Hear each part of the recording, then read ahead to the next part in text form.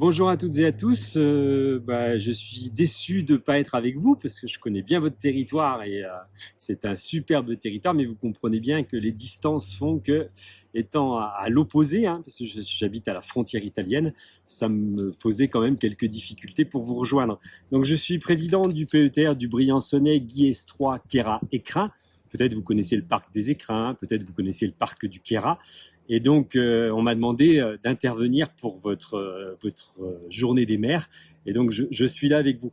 Il est question de One Health. À titre personnel, je suis particulièrement sensible au concept de One Health.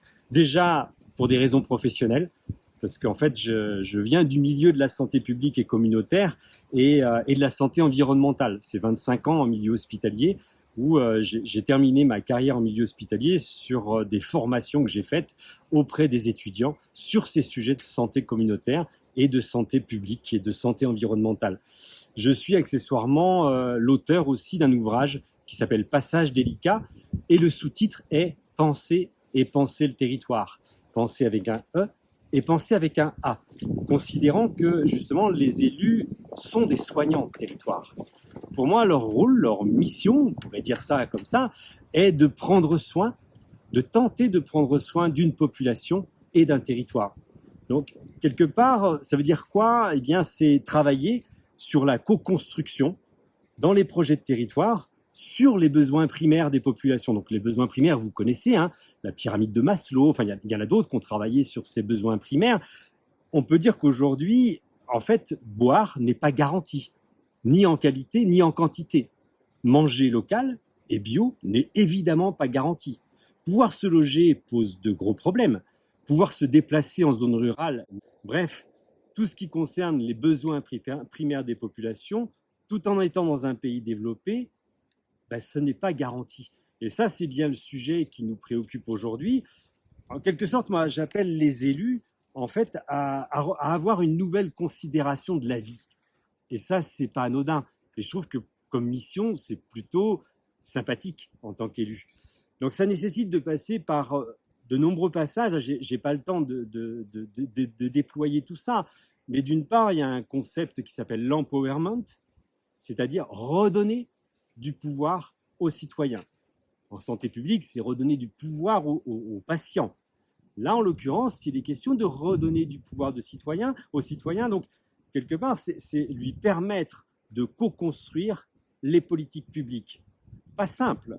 Ça nécessite que le citoyen soit éclairé, qu'il ait les informations, qu'il puisse se forger un avis et qu'il puisse émettre cet avis. Donc ça, en quelque sorte, ça peut résoudre les problèmes qu'on connaît très bien aujourd'hui de crise démocratique. Ensuite, comme je le disais tout à l'heure, travailler sur les besoins primaires des populations, eh bien, c'est faire preuve de justice sociale, permettre de faire que chacun de nos concitoyens ait accès au minimum vital. Ça répond à la crise sociale. Donc, pour nous, c'est essentiel. Et enfin, en permettant de répondre aux besoins primaires, finalement, on décarbone, on respecte la biodiversité, et là, on résout la crise climatique et la crise de biodiversité.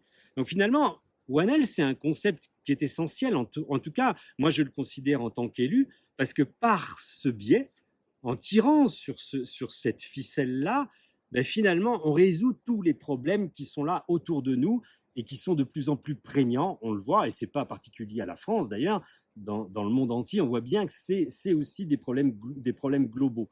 Donc quelque part, c'est un nouveau pacte à co-construire, c'est un effort qui doit être fait entre les élus, les citoyens, les associations, les socioprofessionnels. Il va falloir à un moment donné se mettre autour de la table pour résoudre les gros enjeux qui sont face à nous.